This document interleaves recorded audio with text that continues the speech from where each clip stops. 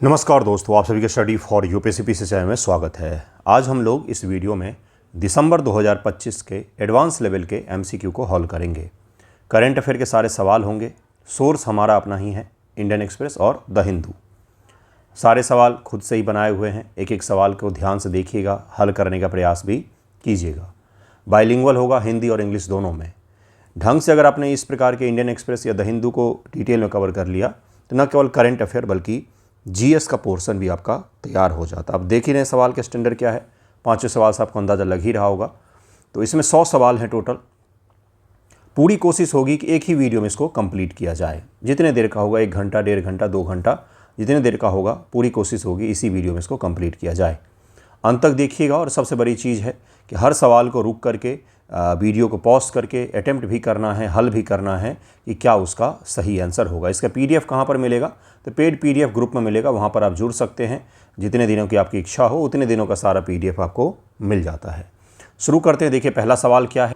पहला सवाल है संचार सारथी पोर्टल के बारे में। मैंने अपना इसलिए ऑफ कर दिया ताकि आपके सवाल को बड़ा करके दिखा सकूँ, जिसको आप आसानी से हल करें। यह दूरसंचार विभाग की एक नागरिक केंद्रित पहल है जिसका उद्देश्य खोए हुए फ़ोन को ट्रैक करना, संदिग्ध कॉल की रिपोर्ट करना है। संदिग्ध कॉल भी क्या शामिल है इसमें? सरकार ने स्मार्टफोन निर्माताओं को मार्च 2026 से बेचे जाने वाले नए उपकरणों में इस ऐप को पूर्व स्थापित प्री इंस्टॉल करना अनिवार्य कर दिया है।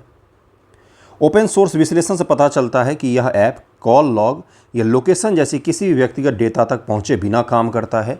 कौन सा इसका सही हो जाएगा? कौन सा इसका सही हो जाएगा? इसका आंसर क्या हो जाएगा? इसका आंसर हो जाएगा केवल 1 यहाँ पर सही होगा। केवल 1 होगा। इस आंसर पर मत जाइएगा। केवल 1 होगा, केवल 1 होगा इस वाले में। क्यों? क्योंकि जब ये सवाल मैंने बनाया था तो उस दौरान ये चीज़ था कि भाई इसमें मार्च 2026 के बाद से जितने भी फ़ोन आएंगे, जितने भी आपके टैब आएंगे, उन सभी में यह प्री इंस्टॉल होगा। लेकिन लोगों का जब आउटरीच हुआ, लोगों का विरोध जब हुआ कि यह प्राइवेसी के साथ खिलवाड़ है, सरकार हर किसी को ट्रैक करना चाहती, हर किसी के फ़ोन के बारे में जानकारी रखना चाहती है, तो सरकार ने इसकी अनिवार्यता को ख़त्म कर दिया। इसलिए आज के संदर्भ में दूसरा स्टेटमेंट भी गलत हो जाएगा। लेकिन दिसंबर माह में जाएंगे अगर आप, तो दिसंबर माह के हिसाब से इसका 1 और 2 सही होना चाहिए था। तीसरा भी गलत है, तो केवल 1 इसका आंसर हो जाएगा। केवल 1 इसका आंसर हो जाएगा। ध्यानपूर्वक इसको समझने का प्रयास करते हैं। डिपार्टमेंट ऑफ टेलीकॉम के द्वारा बनाया गया एक सरकारी ऐप है जो IMEI के आधार पर चोरी या खोए हुए फ़ोन को ट्रैक करता है। उपयोगकर्ताओं को संदिग्ध कॉल और संदेश की रिपोर्ट करने की सुविधा भी देता है कि कोई आपको संदिग्ध रूप से कॉल या संदेश प्राप्त हो तो आप उसे भी यहाँ पर रिपोर्ट कर सकते हैं। इसकी अनिवार्यता को अब ख़त्म कर दिया गया है। ओपन सोर्स टेस्टिंग से पता चला है कि ऐप बिना स्पष्ट सहमति के फ़ोटो, फाइलें, कॉल लॉग, ईमेल, स्थान, ये सारी जानकारी एकत्रित करता है। इसलिए माना जा रहा था कि सरकारी निगरानी तंत्र का यह हिस्सा हो सकता है संचार साथी ऐप। संचार साथी प्लेटफॉर्म भी है एक भारत सरकार का, जिस पर जाकर के आप ये देख सकते हैं कि आपके फ़ोन नंबर या आपके आधार नंबर से कितने सारे सिम खरीदे गए हैं। ठीक है। नेक्स्ट सवाल देखिए क्या है कि संचार साथी ऐप संदिग्ध या चोरी हुए मोबाइल फ़ोन की पहचान करने, उन्हें ब्लॉक करने के लिए मुख्य रूप से निम्नलिखित में से किसका उपयोग करता है? IP एड्रेस का, MAC नंबर का, मैक एड्रेस जिसको कहते हैं, IMEI नंबर का, या सिम कार्ड का ICC ID जो होता है इसका। किसकी पहचान, किसके द्वारा चोरी या मोबाइल फ़ोन जो हो जाते हैं, गुम जाते हैं, उनकी पहचान करता है ये? किसका उपयोग करके उसे ट्रैक करता है? इसका आंसर क्या हो जाएगा? इसका आंसर हो जाएगा IMEI नंबर जो फ़ोन का होता है उसका यूज करके संचार साथी ऐप जो है यह फ़ोन को ट्रैक करता है। और आप ब्लॉक भी कर सकते हैं अपने फ़ोन को, ताकि उस फ़ोन को कोई ओपन ना कर सके, उसमें कोई सिम काम नहीं करेगा उसके बाद से। नेक्स्ट सवाल देखिए क्या है कि हाल ही भारतीय रुपया अमेरिकी डॉलर के मुकाबले 90 के ऐतिहासिक निचले स्तर को पार कर गया है। निम्नलिखित में से कौन सा इस गिरावट के या का प्राथमिक कारण है या हैं? ये बताना है आपको। 3 स्टेटमेंट यहाँ पर दिए गए हैं, तीनों में से चयन कीजिए कि भारतीय रुपया अब तो 95 के पार चला गया है, लेकिन दिसंबर में 90 के पार गया था, तो उस दौरान हमने पढ़ा था इसके बारे में। अब आपसे पूछा जा रहा है, बताइए इसका क्या कारण बताया जा रहा है। और आज भी यही कारण है बंधुओं, कोई खास अलग कारण नहीं है। भारतीय इक्विटी से विदेशी पोर्टफोलियो निवेश का भारी बहिर्वाह, यानी कि हमारे जो शेयर मार्केट है वहाँ से विदेशी लोगों का जो पोर्टफोलियो निवेश था वो सारे बाहर चले गए हैं क्या? अमेरिका भारत व्यापार समझौता के संबंध में अनिश्चितता और देरी। आज जो है अमेरिकी टीम भारत पधारी है और आज जाकर के अमेरिका का डील फाइनलाइज हो सकता है। डील पर हमने शुरुआती फाइनल किया था, लेकिन वो डील अभी तक साइन नहीं किया गया है। घरेलू आयातकों द्वारा डॉलर की मांग में भारी कमी, किस कारण से यह 90 के पार चला गया? तीनों में से चयन कीजिएगा। इसका आंसर क्या हो जाएगा? हर सवाल का आंसर भी निकालना है, मैंने आपको पहले ही बताया। इसका आंसर हो जाएगा बी, 1 और 2 ओनली, 1 और 2।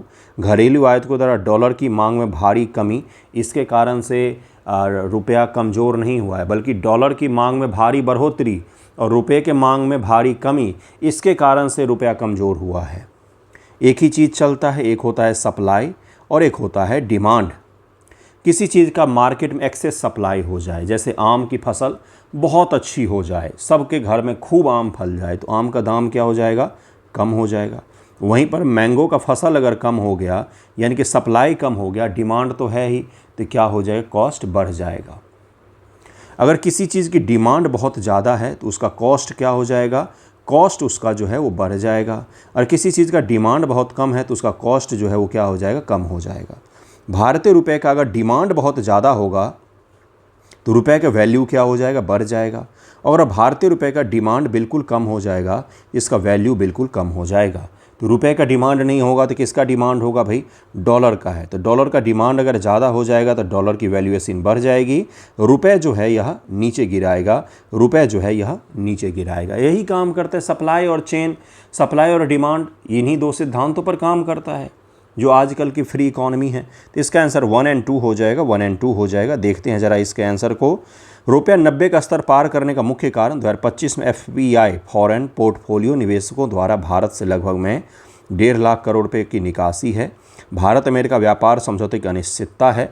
उसके अलावा क्योंकि आयातक तेल, इलेक्ट्रॉनिक्स, डॉलर की बढ़ी हुई मांग है, न कि कम हुई मांग। तो डॉलर की मांग बढ़ी है, रुपये की मांग कम हुई है, इसके कारण से डॉलर मजबूत हुआ, रुपया कमज़ोर हो गया। यही इसमें है, ये आपसे पूछा जाएगा, इसको ज़रूर आप याद रखेंगे। नेक्स्ट एक सवाल है, ये बड़ा ही अचंभा करने वाला था। अंतर्राष्ट्रीय मुद्रा कोष द्वारा भारत की आर्थिक डेटा की हालिया ग्रेडिंग के संबंध में निम्नलिखित कथन पर विचार करें। IMF के द्वारा भारतीय इकोनॉमी को ABC में से किसी एक कैटेगरी में रेटिंग किया गया था, उसी के बारे में यह सवाल है। IMF ने भारत के राष्ट्रीय लेखा सांख्यिकी GDP डेटा के लिए A ग्रेड प्रदान किया है।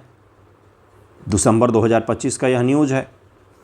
IMF द्वारा उजागर किए गए प्रमुख मुद्दों में से एक भारत का GDP और CPI की गणना के लिए पुराने आधार वर्ष 11-12 के आधार पर वर्ष पर गिनना है। क्या इसके कारण से भारत की C ग्रेडिंग की गई थी, या A ग्रेडिंग या B ग्रेडिंग की गई है? क्या बताइए मुझे कि GDP और कंज्यूमर प्राइस इंडेक्स की गणना आज भी हम 2011-12 के बेस ईयर के आधार पर कर रहे हैं।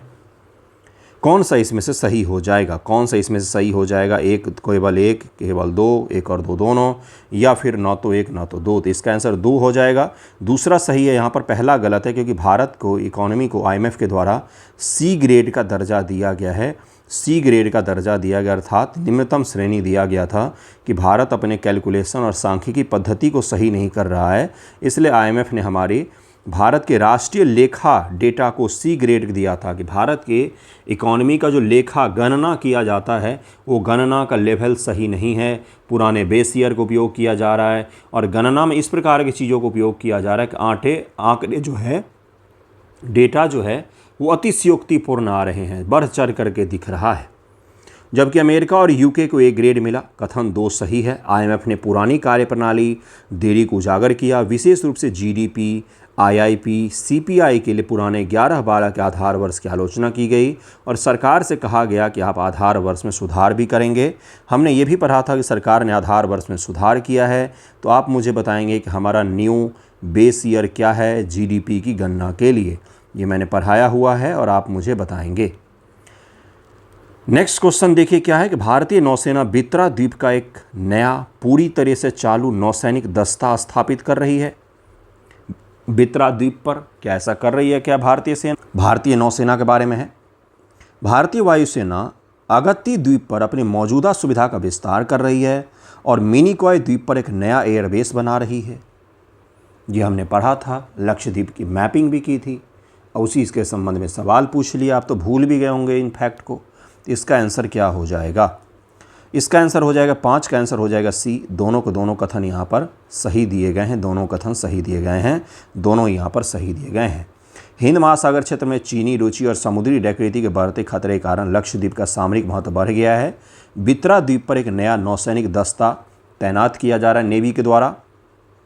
अगले वर्ष तक यानी कि 2026 के अंत तक यह पूरी तरीके से चालू हो जाएगा। वायुसेना अगत्ती द्वीप पर एयरफील्ड का विस्तार कर रही है।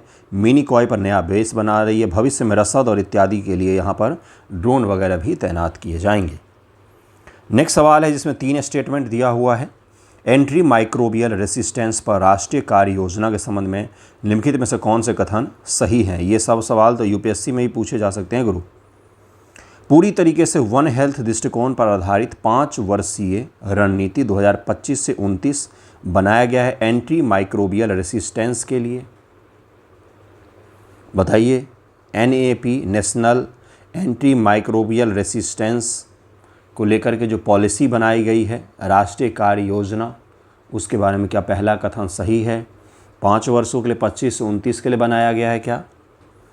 इसका उद्देश्य खाद्य उत्पादक पशुओं विकास वर्धक के रूप में एंटी माइक्रोबियल के उपयोग को चरणबद्ध तरीके से समाप्त करना है। ऐसे पशु जिसका भोजन के रूप में उपयोग किया जाता है, बकरा हो, मुर्गी हो, फिश हो, ये सारे, इनमें भी अगर एंटी माइक्रोबियल रेसिस्टेंस, अगर इसमें भी एंटीबायोटिक या अलग अलग चीज़ों का उपयोग किया जा रहा है तो उसको भी रोकना है क्या? भारत वर्तमान में एंटी माइक्रोबियल रेसिस्टेंस की दर दुनिया में सबसे कम है। इसका आंसर क्या हो जाएगा? इसका आंसर हो जाएगा पहला और दूसरा तो सही है, तीसरा यहाँ पर गलत दिया हुआ है, तीसरा यहाँ पर गलत दिया हुआ है। National action plan for anti microbial resistance 2.0 25-29 Bharat की 5 वर्षीय बहुक्षेत्रीय रणनीति है जो वन हेल्थ दृष्टिकोण पर आधारित है, अर्थात मानव, पशु, कृषि, पर्यावरण के एकीकरण करते हुए लोगों के स्वास्थ्य को बेहतर बनाना, इसको वन हेल्थ का नाम दिया गया है। इसका एक प्रमुख लक्ष्य पशुओं विकास वर्धक ग्रोथ प्रमोटर्स के रूप में जो एंटीबायोटिक्स का उपयोग किया जाता है, और उस पशु को जब आप खाते हैं या उसके दूध को पीते हैं तो एंटीबायोटिक आपके शरीर में भी प्रवेश कर जाता है और आपका शरीर पहले से ही उस प्रकार के एंटीबायोटिक के लिए खुद को तैयार कर लेता है, जिससे जब आपको सर्दी, बुखार या कोई और बीमारी होती है तो आपके ऊपर में एंटीबायोटिक काम नहीं करता। इसी को क्या कहा जाता है? Anti microbial resistance. जब इंसानों के ऊपर में एंटीबायोटिक भी काम करना बंद कर दे तो उसी को हम लोग कहते हैं। ठीक है, इसका उपयोग खत्म करना है। कोलोस्टीन जैसी दवाओं पर प्रतिबंध लगाना है। कोलोस्टीन मुख्य रूप से पशुवर्धक ग्रोथ प्रमोटर के रूप में यूज किया जाता है। कथन 3 गलत है। भारत में AMR की दर विश्व में सबसे अधिक है। जैसे ई कोलाई में 34% प्रतिरोध भारत में पाया जाता है। 71.9% एंटीबायोटिक उपयोग दर है भारत में, जो कि दुनिया में सर्वाधिक है। कुछ भी हुआ तो दुकान पर जाकर के एंटीबायोटिक खा लो, और इसके कारण से अगली बार जो बीमार पड़ते हैं तो उनको और हाई पावर की एंटीबायोटिक देनी पड़ती है। जबकि मानव का शरीर जो है बंधुओं, वो शरीर खुद से खुद को रिपेयर कर सकता है, खुद से खुद को सही कर सकता है, लेकिन हम उतना समय ही नहीं देते। माथा गर्म हुआ नहीं कि 500 mg का तुरंत से दवाई उठा करके खा लेते हैं। चलिए अगला सवाल देखिए क्या है। हॉर्नबिल महोत्सव के बारे में ये हमने पढ़ा था न्यूज़पेपर में। ग्रेट इंडियन हॉर्नबिल पक्षी के नाम पर रखा गया यह महोत्सव नागालैंड का एक प्रमुख सांस्कृतिक कार्यक्रम है जो किसासा हेरिटेज विलेज में आयोजित किया जाता है। किसामा हेरिटेज विलेज में, क्या यह सही है भाई? किसामा में आयोजित किया गया है क्या? मुझे तो नहीं पता है, आपको पता हो तो बताइए। हाल ही में फिर से लागू की गई संरक्षित क्षेत्र व्यवस्था PAR के तहत विदेशी नागरिकों को महोत्सव के दौरान नागालैंड जाने के लिए किसी विशेष परमिट की आवश्यकता नहीं होती है। प्रोटेक्टेड एरिया जो रेगुलेशंस भारत के सरकार के द्वारा लागू किए जाते हैं उसके बारे में यह सवाल है। क्या हो जाएगा इसका आंसर? क्या हो जाएगा इसका आंसर? 2 ही स्टेटमेंट है यहाँ पर। इसका आंसर क्या हो जाएगा? इसका आंसर हो जाएगा केवल 1 सही है। यहाँ पर केवल 1 सही है। कौन सा सही है? तो दूसरा बिल्कुल गलत दिया हुआ है। नागालैंड और इत्यादि जो हमारे प्रोटेक्टेड एरिया हैं वहाँ पर जाने के लिए विशेष परमिशन की आवश्यकता होती है। इसका आंसर A हो जाएगा। हॉर्नबिल महोत्सव नागालैंड का प्रमुख आयोजन है जो किसामा हेरिटेज विलेज में होता है। यहाँ सभी प्रमुख नागा जनजातियाँ अपनी सांस्कृतिक और मोरुंग पारंपरिक झोपड़ियाँ प्रदर्शित करते हैं। म्यांमार में अस्थिरता के कारण केंद्र सरकार ने दिसंबर 2024 में PAR अर्थात प्रोटेक्टेड एरिया रिजीम को फिर से लागू कर दिया, जिसके तहत विदेशी नागरिकों को नागालैंड और मणिपुर में प्रवेश करने के लिए गृह मंत्रालय से परमिट लेना अनिवार्य है। राज्य सरकार इसका विरोध कर रही थी कि इस परमिट को हटाया जाए, क्योंकि उसके कारण से पर्यटन पर बुरा प्रभाव पड़ा है। लेकिन भारत सरकार ने कहा कि ये परमिट अभी हम नहीं हटा सकते, म्यांमार में अशांति है और बगल में अपने देश के अंदर मणिपुर में भी अशांति है। विश्व स्वास्थ्य संगठन ने हाल ही मोटापा को वैश्विक संकट घोषित किया है। इस संदर्भ में मोटापा के दीर्घकालिक प्रबंधन के लिए WHO द्वारा स्पष्ट रूप से किस वर्ग की दवाओं का समर्थन किया गया है। स्टैटिन, बीटा ब्लॉकर्स, GLP-1, कार्टिकोराइड्स, कौन सी दवाओं का WHO ने सपोर्ट किया है कि इस दवाओं का आप ओबेसिटी को दूर करने के लिए यूज कर सकते हैं। अगर आप ये दवा खाते हैं तो आपका मोटापा कम हो सकता है। आपने देखा हो कुछ सेलिब्रिटी को अचानक से सूख के टिंडे जैसे हो जाते हैं, तो उसी प्रकार के दवाओं का उपयोग उनके द्वारा किया जाता है। ये दवा खाने पर आपको भूख ही नहीं लगेगा, तो भूख नहीं लगने से अपने आप ही आपका शरीर जो है वो कम हो जाता है। तो WHO ने किस दवाओं का समर्थन किया है, तो इसका आंसर क्या हो जाएगा? इसका आंसर सी हो जाएगा, GLP-1 ग्लूकागन लाइक पेप्टाइड 1 जो है इसका सपोर्ट किया है, इसका उपयोग किया जा सकता है ओबेसिटी को कम करने के लिए। WHO ने मोटापे को एक पुरानी बीमारी माना है जिसे जीवन भर देखभाल की आवश्यकता है, और वयस्कों में गर्भवती महिलाओं को छोड़कर इसके प्रबंधन के लिए GLP-1 दवाओं जैसे सेमाग्लूटाइड ये उस समूह की एक दवा है। दीर्घकालिक उपयोग का भी सपोर्ट किया है। ये दवाएं प्राकृतिक GLP-1 हार्मोन की नकल करती हैं, इंसुलिन बढ़ाती है और भूख को कम करके वजन घटाने में यह मदद करती है। इसलिए इसका WHO ने बोला है उपयोग किया जा सकता है। हालांकि अभी तक इसका मास स्तर पर ट्रायल नहीं किया गया है, इसलिए ये दवाएं कई सारे लोगों के द्वारा कहा जाता है, डॉक्टर्स के द्वारा, कि ये पूछे बिना आप कहीं भी से भी लेकर ना खाएं। हाल ही में समाचार में ऑपरेशन सागर बंधु चक्रवात दितवाह साइक्लोन के कारण हुई तबाही के बाद भारत द्वारा किस देश को मानवीय सहायता प्रदान करने के लिए शुरू किया गया था ऑपरेशन सागर बंधु? बताइए बंधु, इसका आंसर क्या होगा बंधु? तो इसका आंसर क्या हो जाएगा? श्रीलंका के लिए यह शुरू किया गया था। श्रीलंका में आया था, जिसके बाद से भारत सरकार के नेवी ने अच्छा काम किया था और वहाँ पर नेवर होस्ट फर्स्ट नीति दी और सागर पॉलिसी को आगे बढ़ाया है।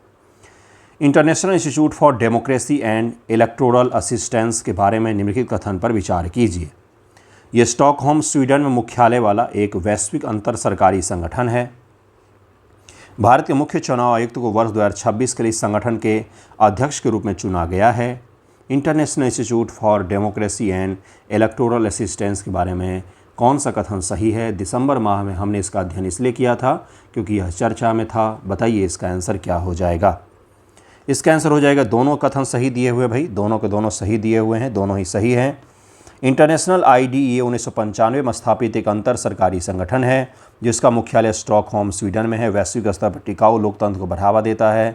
भारत के CEC को 2026 के लिए इसका अध्यक्ष बनाया गया है। वैश्विक मंच पर भारत के लोकतांत्रिक नेतृत्व को यह बढ़ाएगा। निम्न से कौन सा नेशनल इंटेलिजेंस ग्रिड के मुख्य कार्य का सबसे अच्छा वर्णन करता है? National intelligence grid, net grid क्या काम करता है मुख्य रूप से? इसका तो डायरेक्ट हम लोग आंसर पर ही चलेंगे क्योंकि आसान है। आतंकवादियों से निपटने के लिए रियल टाइम खुफिया जानकारी साझा करने हेतु एजेंसियों के रिकॉर्ड को एकीकृत करने वाला केंद्रीय डेटाबेस है, जिस पर सारी एजेंसियाँ जैसे NIA है, IB है, भारत सरकार की और भी कोई इंटेलिजेंस एजेंसी है, स्टेट CID है, इन सभी की यहाँ पर सूचनाएं एकत्र होती हैं और सब यहाँ पर देख सकते हैं कि भाई इस आदमी को ट्रैक करना है, इसके बारे में यह जानकारी दिया हुआ है। तो यही national intelligence grid, net grid है। ये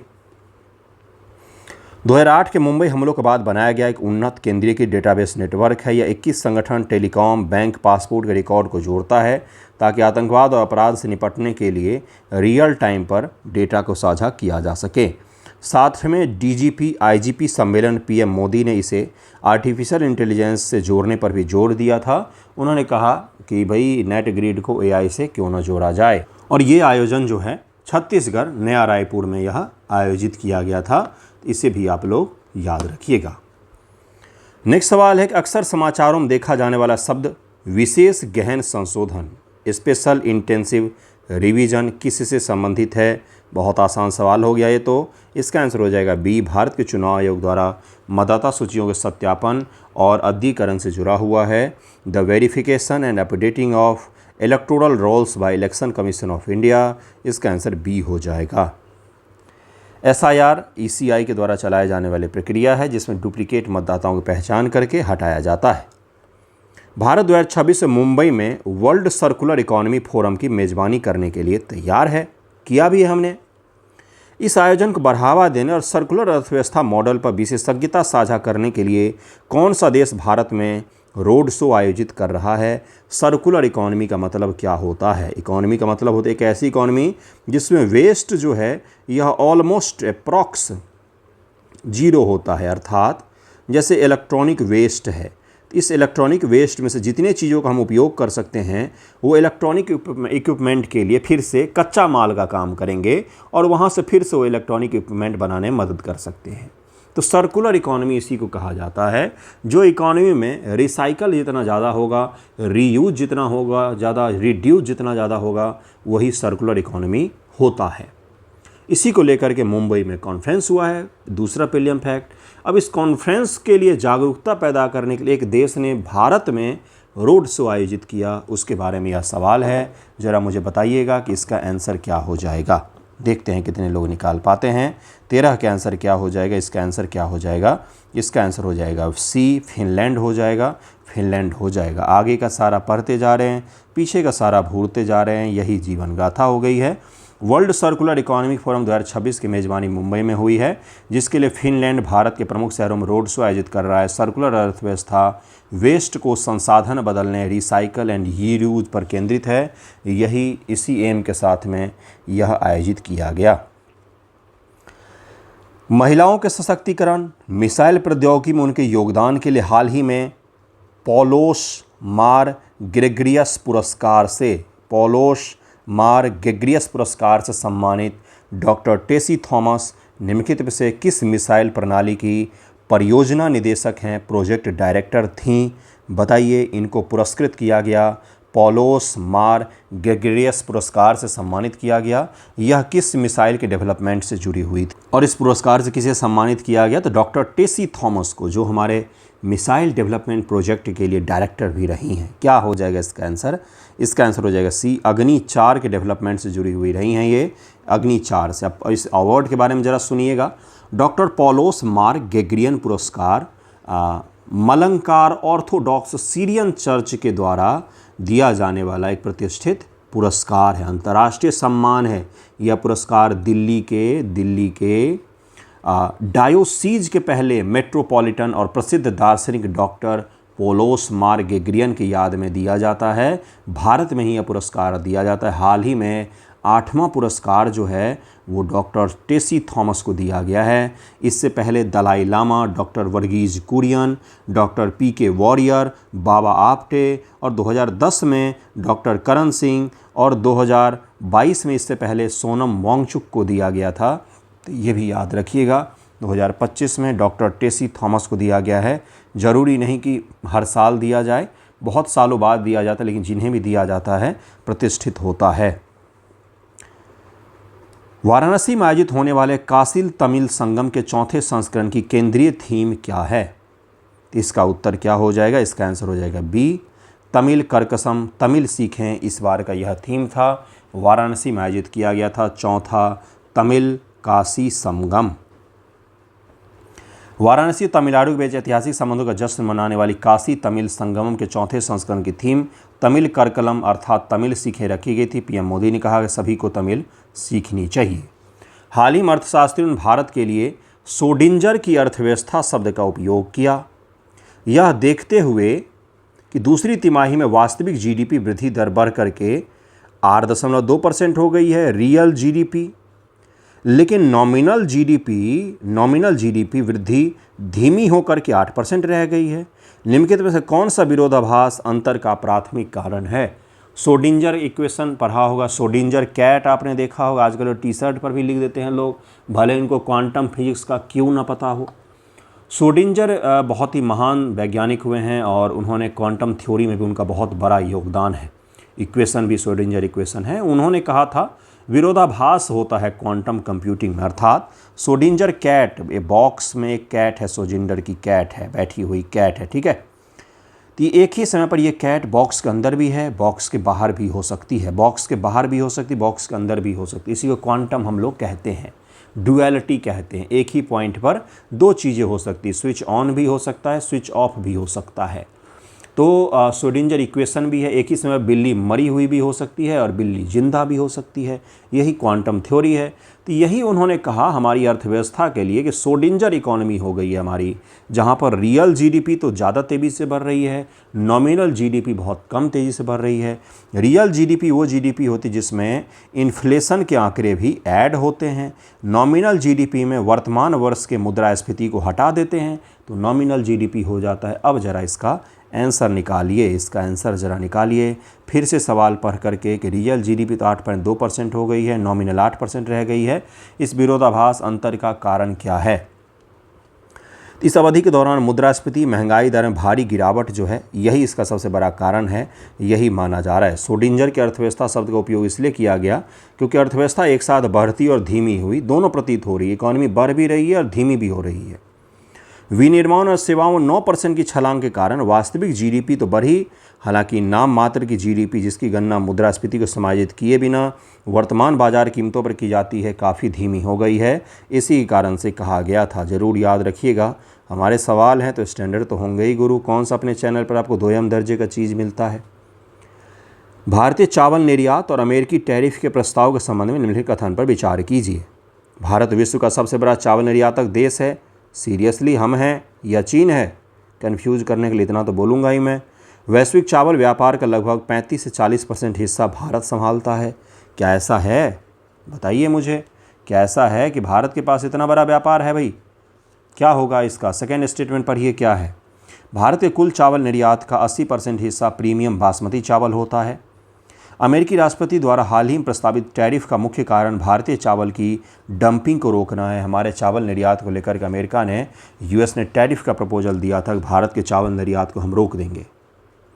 बताइए इसका आंसर क्या हो जाएगा? इसका आंसर क्या हो जाएगा? इसका आंसर हो जाएगा 1 और 3 सही है। इसका आंसर 1 और 3 सही हो जाएगा, 1 और 3 सही हो जाएगा। दूसरा यहाँ पर गलत दिया हुआ है, दूसरा गलत है। कथन 1 सही है। भारत विश्व का सबसे बड़ा चावल निर्यातक देश है। वैश्विक चावल व्यापार का लगभग 35 से 40% हिस्सा है। 24-25 से भारत ने 23 मिलियन मीट्रिक टन चावल का निर्यात किया है। कथन 2 गलत है। भारत के कुल निर्यात का 80% चावल नॉन बासमती है, सस्ता और दैनिक उपयोग वाला है। 20% जो है वो प्रीमियम बासमती होता है, जो ओकेजनली सब घरों में उपयोग किया जाता है। सबके घर में 2 प्रकार के चावल होते हैं, मिडिल क्लास में बात कर रहा हूँ, जहाँ पर एक चावल होता है जो कभी कभार बनता है, एक होता है कि डेली यूज़ में खाते हैं। डेली यूज़ वाला ओकेजनली नहीं बनता है, और जो ओकेजनली बनता है उसको आप डेली यूज़ में खा भी नहीं सकते, हैवी होता है वो तुलनात्मक रूप से। तो केवल 20% बासमती प्रीमियम चावल का भारत एक्सपोर्ट करता है। अमेरिकी राष्ट्रपति ने डंपिंग से बचने के लिए इस तरह के बयान दिए थे और इस तरह का प्रपोजल दिया था। नेक्स्ट सवाल देखिए क्या है कि उद्योग संवर्धन और आंतरिक व्यापार विभाग समिति द्वारा जारी एआई ट्रेनिंग डेटा पर रॉयल्टी फ्रेमवर्क वर्किंग पेपर के संबंध में निम्न में से कौन सा कथन सही है? यह फ्रेमवर्क एआई कंपनियों को किसी भी कॉपीराइट सामग्री का मुफ्त उपयोग करने की पूर्ण छूट देता है। यह प्रस्तावित करता है कि रॉयल्टी का 100% हिस्सा केवल प्रकाशकों को ही मिलेगा, पब्लिशर्स को ही मिलेगा। यह एआई ट्रेनिंग के लिए कॉपीराइट कार्यों के उपयोग हेतु सरकार निर्धारित रॉयल्टी लाइसेंस मॉडल का प्रस्ताव करता है, जो यूरोपीय संघ के एआई एक्ट से प्रेरित है। यह नीति केवल शैक्षणिक और गैर व्यावसायिक अनुसंधान के लिए लागू होगी। कहा गया है कि एआई को ट्रेंड करने के लिए जो आप किताबों का, जो डेटा का उपयोग करते हैं, वो फ्री में नहीं मिलेगा आपको, उसका रॉयल्टी आपको देना पड़ेगा। जैसे मान लीजिए मैंने ये एमसीक्यू खुद से बनाया है, हमारा अपना बनाया हुआ है, और इस एमसीक्यू का उपयोग वो कर लें किसके लिए? अपने एआई को ट्रेंड करने के लिए। अब वो एआई सीख ले, अब तो वो कहीं पर भी किसी को भी दे सकता है, तो उसको तो जो जानकारी मैंने दी उसके बदले मुझे कुछ तो मिलना चाहिए, उसी को रॉयल्टी कहते हैं, उसी को रॉयल्टी कहा जाता है। तो इसका आंसर क्या हो जाएगा? ये भारत सरकार के DPIIT द्वारा जारी किया गया, इसका आंसर सी हो जाएगा। यह क्या कहता है, इसमें क्या कहा गया भारत सरकार के द्वारा कि एआई ट्रेनिंग के लिए कॉपीराइट कार्यों के लिए उपयोग हेतु सरकार निर्धारित रॉयल्टी लाइसेंसिंग मॉडल का प्रस्ताव करता है, जो यूरोपीय संघ के एआई एक्ट से प्रेरित है। कि एआई को ट्रेंड करने के लिए अगर आपने हमारे किसी भी चीज़ का उपयोग किया, किसी के भी किसी भी चीज़ का उपयोग किया, तो आपको उसको रॉयल्टी देना पड़ेगा। DPIIT ने AI ट्रेनिंग डेटा पर रॉयल्टी फ्रेमवर्क का प्रस्ताव दिया, जो AI कंपनियों को ट्रेनिंग डेटा जैसे कॉपीराइट सामग्री के उपयोग के लिए क्रिएटर्स को रॉयल्टी चुकाने का सुझाव देता है। यूरोपीय संघ के द्वारा AI एक्ट 2024 लाया गया था। इसी प्रकार का प्रस्तावित रॉयल्टी वितरण मॉडल के 70% हिस्सा क्रिएटर रचनाकार को, 20% पब्लिशर को और 10% प्रशासनिक फीस के रूप में काटा जाएगा। मान लीजिए 100 रुपया मिला तो 70 रुपया जिसने उस बुक को लिखा है उसको, 20 रुपया जिसने उस बुक को पब्लिश किया उसको और 10 रुपया सरकार रख लेगी प्रशासनिक व्यय के रूप में। नेक्स्ट सवाल देखिए क्या है, भारत में न्यायाधीशों के विरुद्ध महाभियोग और इन हाउस इंक्वायरी प्रक्रिया के संदर्भ में निम्नलिखित कथन पर विचार करें। भारत में न्यायाधीश के ऊपर महाभियोग लाने की प्रक्रिया चल रही थी, उसी को लेकर के यह सवाल पूछा जा रहा है। महाभियोग प्रस्ताव प्रस्तुत करने के लिए लोकसभा में कम से कम 100 सांसद या राज्यसभा में 50 सांसदों के समर्थन की आवश्यकता होती है। राज्यसभा में 50, लोकसभा में 100। क्या ऐसा है? इन हाउस इंक्वायरी प्रणाली 1999 में शुरू की गई थी, जिसका उद्देश्य महाभियोग की सीमा से नीचे न्यायिक कदाचार से निपटना है। तो इसका आंसर क्या हो जाएगा? इसका आंसर हो जाएगा सी, अर्थात दोनों ही यहाँ पर कथन सही दिए हुए हैं। यहाँ पर ऑप्शन नहीं लिखा, दोनों सही हैं, 1 और 2 दोनों ही यहाँ पर सही दिए गए हैं। भारत के संविधान और न्यायाधीश जांच अधिनियम 1968 के तहत महाभियोग प्रस्ताव को लोकसभा में कम से कम 100 सांसदों या राज्यसभा में कम से कम 50 सांसदों का समर्थन आवश्यक है, तब जाकर प्रस्ताव लाया जाता है। प्रस्ताव को स्पीकर महोदय सदन के सामने रखेंगे, प्रस्ताव पास होगा। पास होने के बाद एक इंक्वायरी कमेटी बनाई जाएगी। इंक्वायरी कमेटी अपना इंक्वायरी करके देगी। उसके बाद से राष्ट्रपति जी उसको हटाएंगे 2/3 मेजोरिटी से दोनों सदन में पास होने के बाद। उच्चतम न्यायालय ने वर्ष 1999 में इन हाउस इंक्वायरी शुरू की, जिसका उद्देश्य सामान्य कदाचार, महाभियोग के योग्य सिद्ध कदाचार के बीच की खाई को कम करना है। यह सी रविचंद्रन अय्यर मामले 1995 से यह प्रेरित था। तो ये भी आप याद रखिएगा, इतनी गहराई तक के मैंने फैक्ट आपके कवर कर दिए हैं। नेक्स्ट सवाल है, न्यूरो टेक्नोलॉजी और ब्रेन कंप्यूटर इंटरफेस के संदर्भ में निम्नलिखित में से कौन सा कथन असत्य है, ये पूछा जा रहा है। BCI ब्रेन कंप्यूटर इंटरफेस मस्तिष्क के संकेतों को सीधे कंप्यूटर या मशीन से जोड़ता है। नॉन इन्वेसिव BCI मस्तिष्क के भीतर सर्जरी करके इलेक्ट्रोड लगाने की प्रक्रिया है, जो सबसे सटीक होती है। यूनेस्को 2025 में मानसिक डेटा की गोपनीयता सुनिश्चित करने के लिए न्यूरो राइट्स पर दिशा निर्देश जारी किए हैं। भारत में न्यूरो फीडबैक आधारित डिवाइस डिप्रेशन और PTSD के उपचार में सहायक सिद्ध हो रहे हैं। तो इसका आंसर बी हो जाएगा। नॉन इन्वेसिव BCI मस्तिष्क के भीतर सर्जरी करके इलेक्ट्रोड लगाने की प्रक्रिया है, जो सबसे सटीक होती है। BCI होता क्या है? ब्रेन, ये आप हैं, ये आप हो गए, है ना, ये आप हैं और ये कंप्यूटर है। इसके बीच में एक इंटरफेस, आपके ब्रेन के डेटा को अगर मैं इस कंप्यूटर पर दिखा पाया तो इसी को कहा था BCI। इसका उपयोग किया जाता है, इसी को और एडवांस बनाने का प्रयास किया जा रहा है। क्योंकि नॉन इनोवेसिव टूल वे होते हैं जिन्हें सिर पर पहना जाता है, जैसे ECG हेडसेट बाहर से पहना दिया जाता है। इनमें कोई सर्जरी नहीं होती। सर्जरी करके मस्तिष्क में इलेक्ट्रोड डालने की प्रक्रिया को इनवेसिव BCI कहा जाता है। इनवेसिव BCI जो है न्यूरा लिंक इत्यादि, जो अधिक सटीक और जोखिमपूर्ण होता है। ठीक है। BCI ब्रेन कंप्यूटर इंटरफेस लकवा प्रभावितों के लिए सैन्य अनुप्रयोग, ड्रोन नियंत्रण, मानसिक स्वास्थ्य, डिप्रेशन के लिए बहुत उपयोगी हो रहा है। 2025 में यूनेस्को ने मानसिक डेटा के चोरी से जुड़े हुए दिशा निर्देश भी जारी किए थे कि किस संदर्भ में BCI का यूज किया जा सकता है और कहाँ पर नहीं किया जा सकता है। नागरिक उड्डयन महानिदेशालय द्वारा हाल ही में जारी किए गए संशोधित उड़ान ड्यूटी समय सीमा के नियमों के संबंध में निम्नलिखित कथन पर विचार करें। नागरिक उड्डयन महानिदेशालय ने पायलट को कितने देर उड़ान भरना है, कितने देर नहीं भरना है, इसको लेकर के गाइडलाइन जारी किया था। पायलटों के लिए अनिवार्य साप्ताहिक विश्राम को 36 घंटे से बढ़ाकर 48 घंटे कर दिया गया है। क्या ऐसा हुआ है? पायलट अब रात में अधिकतम 6 लैंडिंग कर सकते हैं। क्या ऐसा हुआ है? बताइए कौन सा इसका सही हो जाएगा। इसका केवल 1 सही हो जाए कि पहला स्टेटमेंट बिल्कुल सही दिया हुआ है। FDTL नियमों के तहत पायलटों को थकान को रोकने के लिए उनका अनिवार्य साप्ताहिक आराम 36 घंटे से बढ़ा करके लगातार 48 घंटे कर दिया गया है। नए नियम के अनुसार कथन 2 गलत है। अब केवल 2 लैंडिंग कर सकते हैं पायलट रात में, जो पहले 6 लैंडिंग थी। लगातार 2 रात्रि ड्यूटी से अधिक की अब अनुमति नहीं दी गई है। इसी के कारण से इंडिगो की कई सारे उड़ानें भी रद्द हुई थी। आपको याद होगा दिसंबर महीने में जो बहुत बड़ा संकट आ गया था भारत में उड़ान को लेकर के, वो इसी के कारण से आया था। नेक्स्ट सवाल पर हम लोग चलते हैं। नेक्स्ट सवाल है, देखिए क्या है, अर्थ समिट 2025 सहकार सारथी पहल के संदर्भ में निम्नलिखित कथन पर विचार करें। अर्थ समिट का आयोजन मुख्य रूप से नाबार्ड और internet and mobile association of India के द्वारा किया जाता है। सहकार सारथी एक डिजिटल पहल है जिसका उद्देश्य भारत के सहकारी बैंकिंग परिस्थिति तंत्र को आधुनिक और एकीकृत करना है। कौन सा सही होगा? केवल 1, केवल 2, 1 और 2 दोनों, या दोनों ही गलत हैं? कौन सा इसका आंसर हो जाएगा? इसका आंसर हो जाएगा सी, दोनों कथन सही दिए हुए हैं। अर्थ समिट 2025 का उद्घाटन गांधीनगर में हुआ, जिसे राष्ट्रीय कृषि एवं ग्रामीण विकास मंत्रालय, विकास बैंक नाबार्ड और internet and mobile association of India के द्वारा संयुक्त रूप से आयोजित किया गया।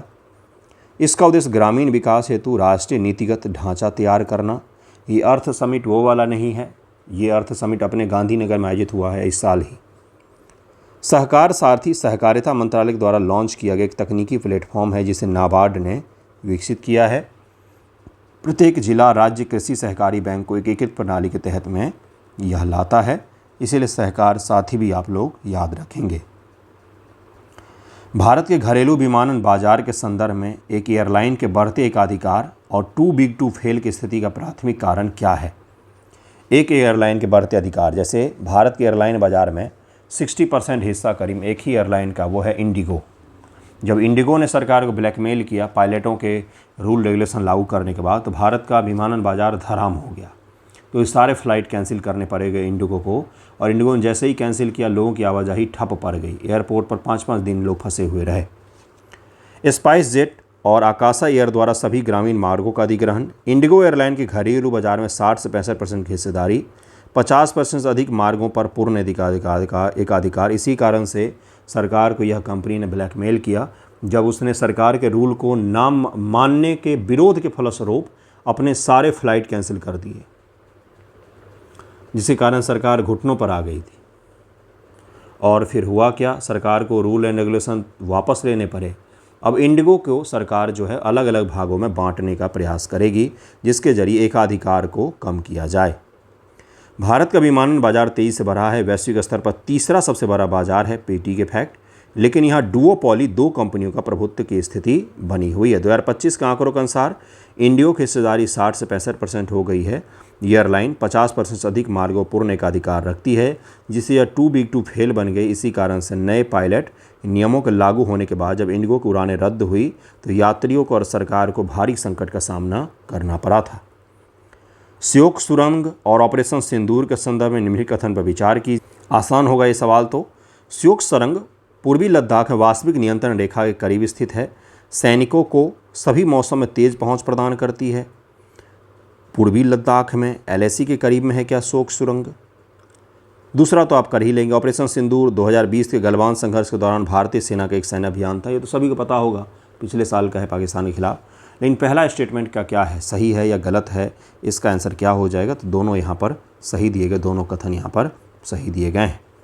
रक्षा मंत्री ने पूर्वी लद्दाख के दौलत बेग ओल्डी क्षेत्र में LAC के साथ 500 करोड़ रुपये की लागत से बनी श्योक सुरंग का उद्घाटन किया, जिसे BRO ने बनाया है। रक्षा मंत्री ने सीमावर्ती कनेक्टिविटी की सफलता का श्रेय ऑपरेशन सिंदूर को दिया, जो आपको पता ही है कि भारत पाकिस्तान के बीच में है। तो दूसरा गलत हो जाएगा।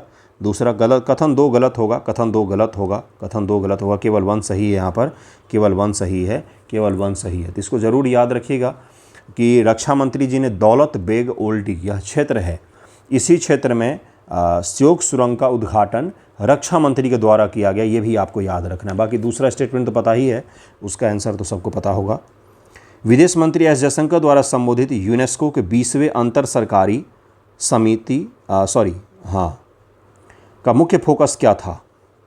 ये आपसे पूछा जा रहा है। इसका मुख्य फोकस क्या था, जिसको हमारे विदेश मंत्री जी ने संबोधित भी किया था? इसका आंसर हो जाएगा सांस्कृतिक विरासत संरक्षण और गहन बहुपक्षवाद। यही इस बार का थीम था, दिसंबर 2025 में नई दिल्ली के लाल किले में यूनेस्को की 20वीं अंतर सरकारी समिति की बैठक आयोजित हुई। कहाँ पर? तो नई दिल्ली के लाल किले में विश्व विदेश मंत्री एस जयशंकर ने इसको संबोधित किया था, ये भी आप याद रखेंगे।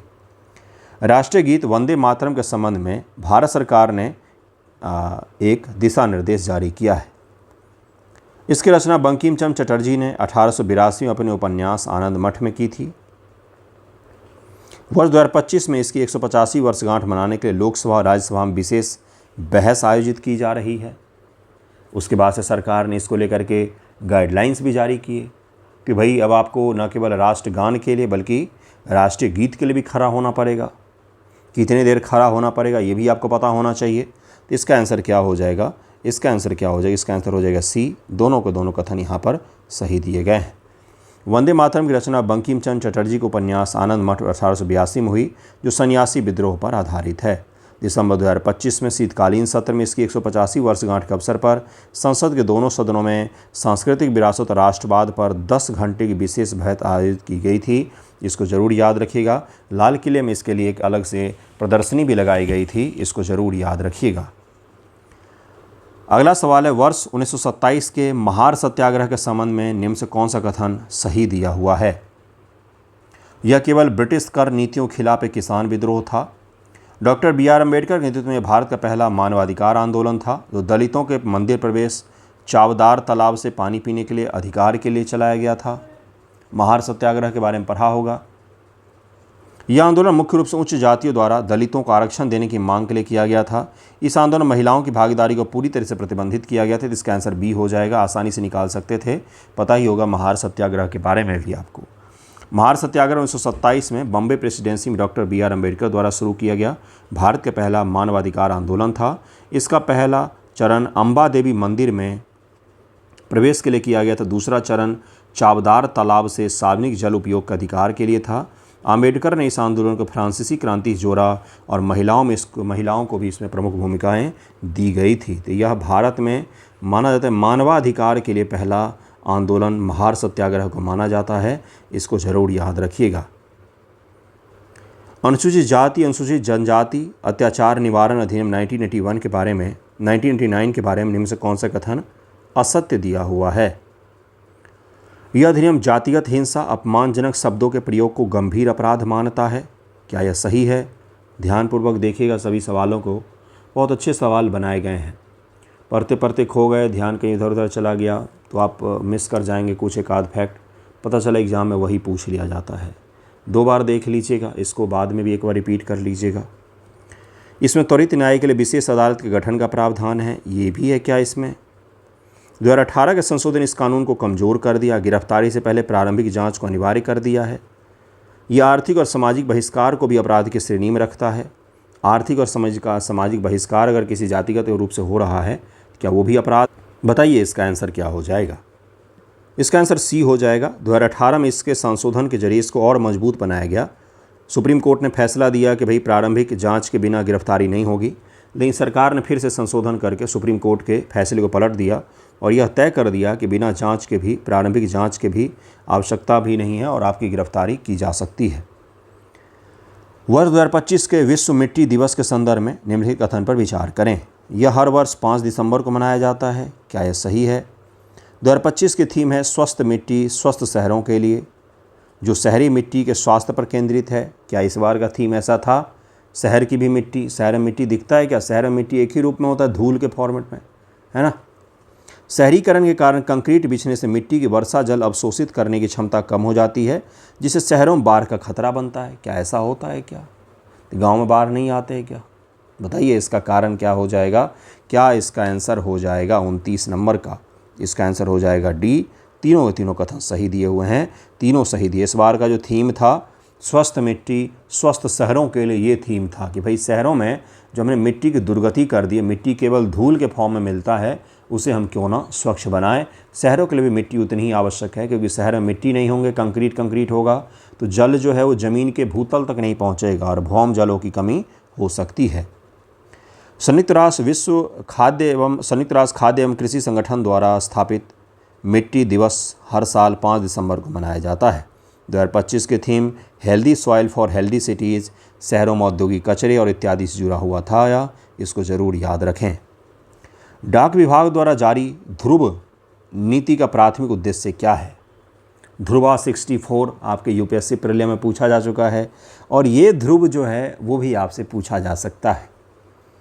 भारतीय रेलवे के लिए एक नई टिकट प्रणाली विकसित करना, पूरे देश में मानकीकृत जियो कोडेड डिजिटल पता प्रणाली अवसंरचना का निर्माण करना। डिजिटल पता प्रणाली के लिए ध्रुव है क्या?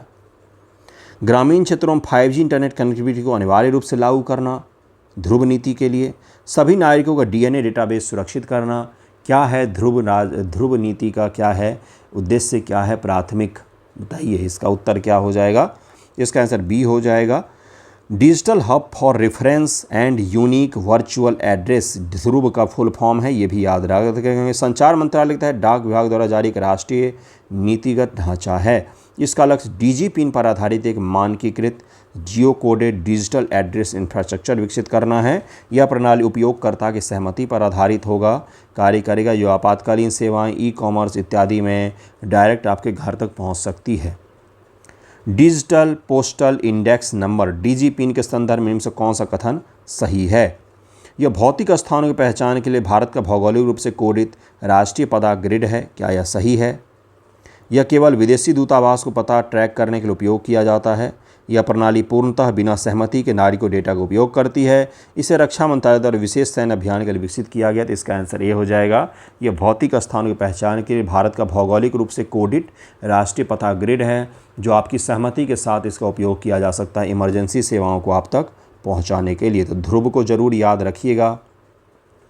कंसेंट बेस्ड है, यानी कि उपयोगकर्ताओं को सहमति देनी पड़ेगी, तभी जाके आपका कोई डिजिटल पता ले सकता है। भारत में नागरिक उड्डयन विनियम के इतिहास और हालिया सुधारों के संदर्भ में निम्नलिखित कथन पर विचार करें।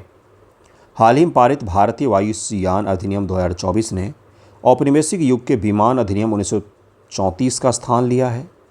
विमान अधिनियम 1934 की जगह पर 2024 का अधिनियम बनाया गया है क्या? बताइए। 1990-94 की ओपन स्काई पॉलिसी के तहत भारत में निजी एयर टैक्सी ऑपरेटर को अनुमति दी गई और इंडियन एयरलाइंस के एकाधिकार समाप्त किया गया।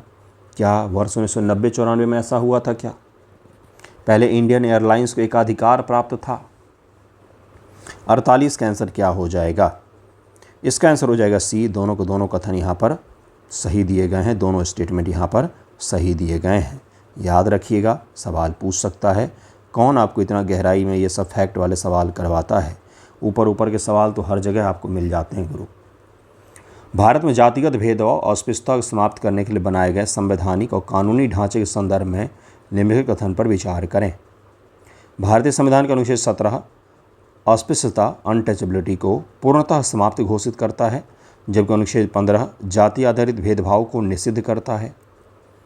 अस्पृश्यता अधिनियम 1955 स्वतंत्र भारत में जातिगत भेदभाव को अपराध घोषित करने वाला पहला कानून था। क्या ऐसा है? बताइए। जिसे महार सत्याग्रह जैसे आंदोलन से प्रेरणा मिली थी। बताइए कौन सा इसका आंसर हो जाएगा? सही पूछा है आपसे, कौन सा सही हो जाएगा? पहला तो भाई सही ही लग रहा होगा। इसका आंसर दोनों सही हो जाएगा, दोनों सही है। भारत के संविधान ने समानता सुनिश्चित करने के लिए कई प्रावधान किए हैं। कथन 1 सही है और कथन 2 भी सही है। महार सत्याग्रह जैसे अनेकों ऐतिहासिक सत्याग्रह से सीख लेते हुए आज़ादी के बाद इस प्रकार का चीज़ बनाया गया था। नेक्स्ट सवाल, ऑस्ट्रेलिया में जो गोलीबारी हुई थी तट पर, उसके बारे में यह सवाल है। हाल ही में सिडनी में हुई गोलीबारी की घटना के संदर्भ में चर्चा में आए हनुका पर्व के संबंध में कौन सा कथन सही है? ये आपसे पूछा जा रहा है। यह मुख्य रूप से ईसाई धर्म का एक महत्वपूर्ण त्यौहार है, जिसे प्रकाश का त्यौहार भी कहा जाता है, हनुका। यह लगभग 2000 साल पहले यूनानी सीरियाई शासकों के कब्जों से यरूशलेम के दूसरे मंदिर सेकेंड टेम्पल की मुक्ति की याद में 8 रातों तक यह मनाया जाता है। कि 8 रातों तक हनुका मनाया जाता है क्या? क्या होगा इसका आंसर? इसका आंसर हो जाएगा केवल दूसरा यहाँ पर सही है। यह ईसाई का नहीं बल्कि यहूदियों का यह त्यौहार है, और यहूदियों के इसी त्यौहार के मनाने के दौरान ऑस्ट्रेलिया के बीच पर फायरिंग हुई थी, कई सारे लोगों की जान चली गई थी। ऑस्ट्रेलिया के बॉन्डी बीच पर हमले से संबंधित है। बॉन्डी बीच, जहां यहूदी समारोह के दौरान 11 लोगों की मृत्यु हो गई थी। कथन 1 गलत है। हनुका ईसाई का नहीं बल्कि यहूदी धर्म का प्रमुख त्यौहार है। प्रकाश का त्यौहार भी इसको कहा जाता है, जैसे भारत में दिवाली भी प्रकाश का ही एक त्यौहार है। ऑस्ट्रेलिया की भौगोलिक विशेषता के संदर्भ में निम्न कथनों पर विचार करें। अब ऑस्ट्रेलिया के बाउंड्री बीच पर हुआ था, तो ऑस्ट्रेलिया के बारे में सवाल कैसे नहीं हल करेंगे। 3 स्टेटमेंट यहाँ पर दिए गए हैं, तीनों का आंसर निकालिए। मकर रेखा ट्रॉपिक ऑफ कैप्रिकॉर्न ऑस्ट्रेलिया महाद्वीप को लगभग 2 समान भागों में विभाजित करती है। क्या यह सही है? आपको याद है कुछ भी? मरे नदी का उद्गम ऑस्ट्रेलिया की ग्रेट डिवाइडिंग रेंज के स्नोवी माउंटेन से होता है। ग्रेट विक्टोरिया रेगिस्तान उत्तरी अमेरिका में स्थित है। तीसरा तो आप झट से एलिमिनेट ही कर लेंगे। इसका आंसर क्या हो जाएगा? पहला और दूसरा तो सही है, तीसरा यहाँ पर गलत है, तीसरा यहाँ पर गलत है, तीसरा यहाँ पर गलत दिया हुआ है। ऑस्ट्रेलिया दुनिया का सबसे बड़ा द्वीप और एकमात्र देश है जो पूरे महाद्वीप को कवर करता है। कथन 1 सही है। मकर रेखा इसे लगभग 2 भागों में बांटती है। कथन 2 भी सही। यहाँ की प्रमुख जल निकासी बेसिन मर्रे और डार्लिंग नदियों का है। मर्रे नदी का उद्गम ग्रेट डिवाइडिंग रेंज के ऑस्ट्रेलिया ये है, तो यहाँ पर ग्रेट डिवाइडिंग रेंज है, यहाँ पर है। ऑस्ट्रेलिया के लोग इस तरह से किनारे किनारे रहते हैं। यहाँ पर पर्थ, यहाँ पर आपको अलग अलग शहर दिखेंगे, यहाँ पर छोटे छोटे शहर दिखेंगे। ये पूरा जो है यह ग्रेट विक्टोरिया क्या है? तो मरुस्थल है। ग्रेट विक्टोरिया रेगिस्तान दक्षिणी मध्य ऑस्ट्रेलिया में स्थित है। दुनिया का 6ठा सबसे बड़ा रेगिस्तान है, ज़रूर याद रखिएगा। 50 सवाल हमने कर लिए। अब आगे के सवाल हम लोग नेक्स्ट वीडियो में करेंगे। बहुत लंबा हो जाएगा वीडियो, संभाल भी नहीं पाएंगे आप लोग, तो आधा सवाल नेक्स्ट वीडियो में आपको कल ही मिल जाएगा। तो इससे दिसंबर का 2 वीडियो में कंप्लीट हो जाएगा। मुश्किल से 10 वीडियो और आएंगे और सारा करंट अफेयर आपका कंप्लीट हो जाना चाहिए। इसी प्रकार से नवंबर 2 वीडियो, अक्टूबर 2 वीडियो, सितंबर 2 वीडियो, इसी प्रकार से हम लोग करेंगे। फिर मई और जून का होगा बाकी, है ना। तो कैसा लगा है वीडियो ज़रूर बताइएगा। बहुत मेहनत से बनता है, तो अपनी राय ज़रूर ही दीजिए। कितने आपके सही हुए, रिवीजन सही से हो रहा है, नहीं हो रहा है। धन्यवाद आप सभी का वीडियो देखने के लिए।